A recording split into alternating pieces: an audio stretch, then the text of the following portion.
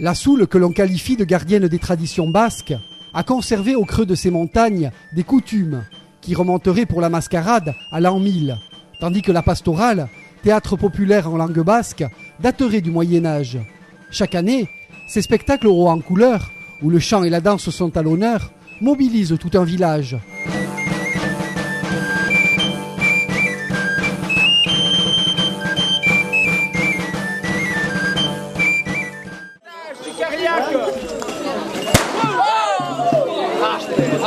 Les Souletins appellent Sautalégunac la période du 1er de l'an au Mardi Gras.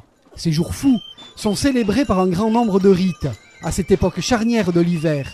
La mascarade, organisée cette année par le village d'Ordiarp, reste une survivance des temps anciens, où cohabitent d'étranges acteurs aux costumes de notre âge. La danse, le chant et le théâtre de rue mêlent dérision et tradition. La première chose à savoir et qui est fondamentale, c'est que la différence entre une mascarade et un carnaval. Une mascarade, c'est une manifestation populaire du monde rural, alors que le carnaval est une émergence dans la ville de fêtes issues du monde rural, mais en perdant les codes. C'est-à-dire on va garder la forme, les costumes, les danses, mais on va perdre le sens rituel. Donc beaucoup de carnavals, entre autres dans l'Europe actuelle, sont des choses très similaires à ce qu'on trouve dans les mascarades de village, mais qui sont devenus des défilés. Et un des personnages les plus connus aujourd'hui dans les carnavals, c'est Arlequin par exemple. Arlequin initialement est un personnage rituel de carnaval dans toute l'Europe et entre autres par exemple de carnaval en Italie. Et ici l'héritier de l'Arlequin c'est le Gattusain.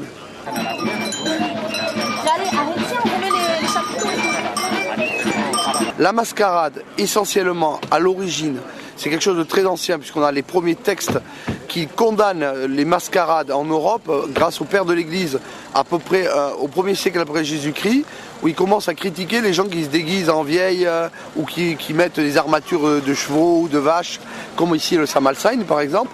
Donc c'est quelque chose qui a au moins 2000 ans, mais certainement beaucoup plus ancien. C'est une sorte de fête rituelle à un moment précis de l'année, au moment où au cœur de l'hiver, les gens vont essayer d'inverser le temps pour essayer de réenclencher la vie et la nouvelle année.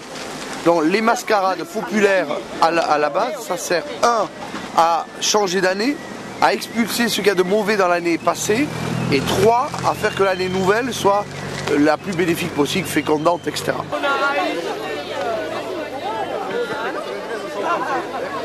Autrefois, les barricades étaient un obstacle conséquent, avec des charrettes et des cordes en travers de la rue. Aujourd'hui, les maisons qui offrent les barricades dressent une table garnie de petits fours, merveilles, crêpes et vin blanc.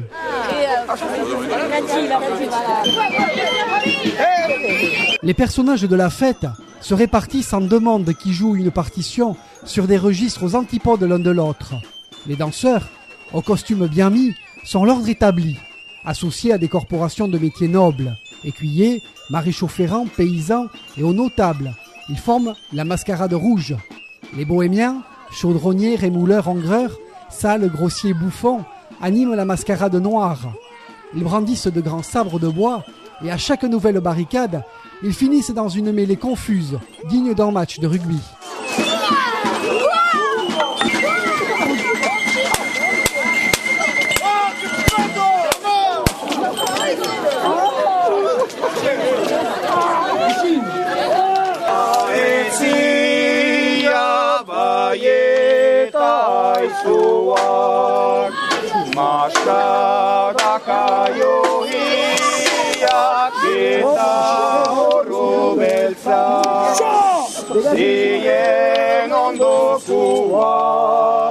Baidira dantzaiak, taziek ez bezala, oro dira unak.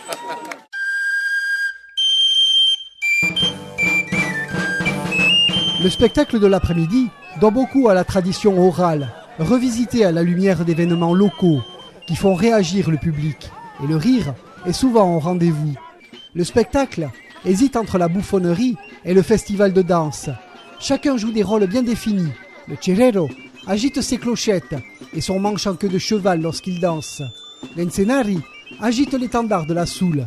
Le Gatousain poursuit son ballet mystérieux, armé de son étrange zigzag en bois. Sans oublier les plaisanteries des bohémiens et de Pichou, l'apprenti chaudronnier.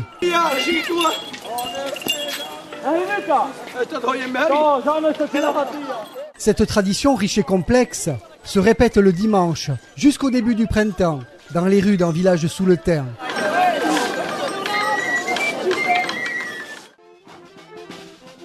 Ultime héritière des mystères du Moyen-Âge, la pastorale souletine est une pièce de théâtre populaire dans laquelle les habitants d'un village, comme cet été Sainte-Engrâce, s'improvisent acteurs et producteurs. Les mouvements de scène sont régis par des codes très anciens et immuables. La représentation, chantée et dansée, s'articule toujours selon un schéma très simple. Il y a les bons, habillés en bleu, et les méchants, habillés en rouge. Le thème de cette pastorale, c'est Sainte Engrâce, une martyre dont on joue sa vie ici. Sainte Engrâce, qui a donné le nom de l'église de ce village, Sainte Engrâce. C'est le nom du sujet. On commence fin janvier, début février. Pendant 2 mois, on fait participer tous les acteurs à tous les rôles, puis on partage les rôles début mars. Et là, on y est depuis 4 mois, donc ça fait 6 mois de répétition, une fois par semaine.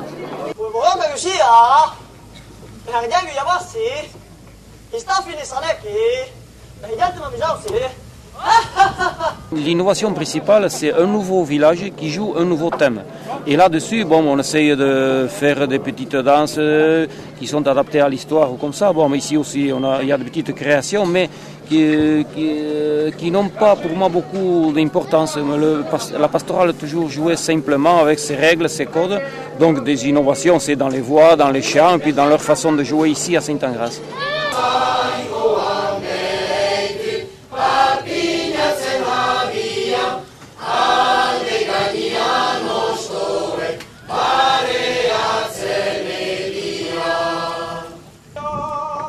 Ici, pas de décor. Entre chaque scène, le spectateur voyage dans le temps et sur des lieux différents qu'il imagine en suivant le texte déclamé ou chanté.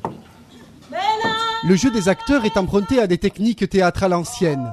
Les attitudes et expressions du visage sont en général figées, alors que les acteurs marchent ou dansent en récitant leurs vers. Chaque acteur de la pastorale appartient à l'une des 4 catégories bien définies et immuables, des personnages protocolaires, les chrétiens, les turcs, les hauts dignitaires chrétiens et les anges. Le maintien des premiers est sévère et compassé, tandis que leurs adversaires, les Turcs, sont agités et impatients. Les anges sont recueillis et les hauts dignitaires chrétiens se remarquent à leur port majestueux.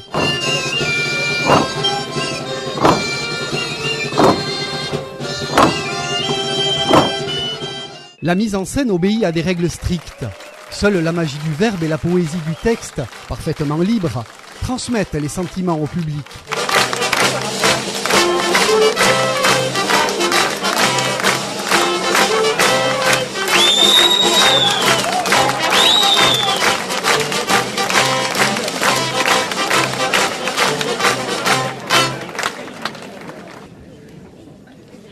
Chaque pastorale est généralement présentée 2 fois, à quelques jours d'intervalle. Autrefois, c'était au printemps, mais les vacances d'été, plus favorables à la venue des Basques expatriés, est préférée.